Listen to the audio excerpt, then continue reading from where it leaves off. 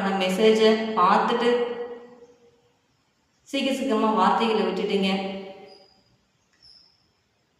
அது சொன்ன ஒரு வார்த்தைன்றது மனசு ரொம்ப புண்படுத்திருச்சு.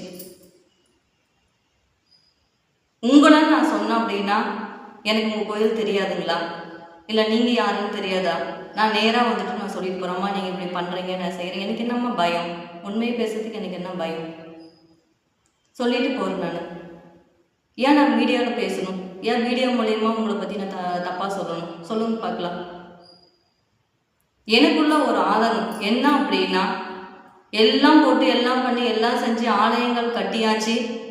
ஆனால் நம்ம ஒரு மேலே இருக்கிற ஒரு ஆன்மீகவாதியை நம்ம போய் பார்க்குறோம், ஒரு மரியாதை நிமித்தமாக நம்ம ஆலயத்துக்கு வாங்கன்னு கூப்பிடுறோம் அப்படின்ற பட்சத்தில் அவ்வளோ பெரிய ஆன்மீகவாதியான ஒருத்தர் நம்ம ஆலயத்துக்கு 10 டைம் போய் நம்ம கூப்பிட்டோம், ஆனால் வரல. அப்போ அந்த இடத்துல ஆன்மீகம் வேலை செய்யல, காசு மட்டும்தான் வேலை செஞ்சதுன்னு நான் தெரிஞ்சுக்கிட்டேன். அன்னையிலேருந்து நான் எந்த ஆன்மீகவாதியும் பார்க்கறதுக்கு போகிறது கிடையாது. நாங்கள் உண்டு, எங்கள் வேலைகள் உண்டு, எங்கள் குழந்தைகள் உண்டு அப்படின்னு சொல்லி தான் போயிட்டு இருக்கோம். எல்லாமே இழந்துட்டோம், எல்லாமே பண்ணிட்டோம், எல்லாமே செஞ்சிட்டோம். ஏதோ ஒரு ரூபத்தில் நம்ம மேலே வருவோம் அப்படின்னு சொல்லிட்டு முழு நம்பிக்கையோடு நினச்சிட்டு இருக்கோம். இதுக்கு நடுவில் உண்மையாக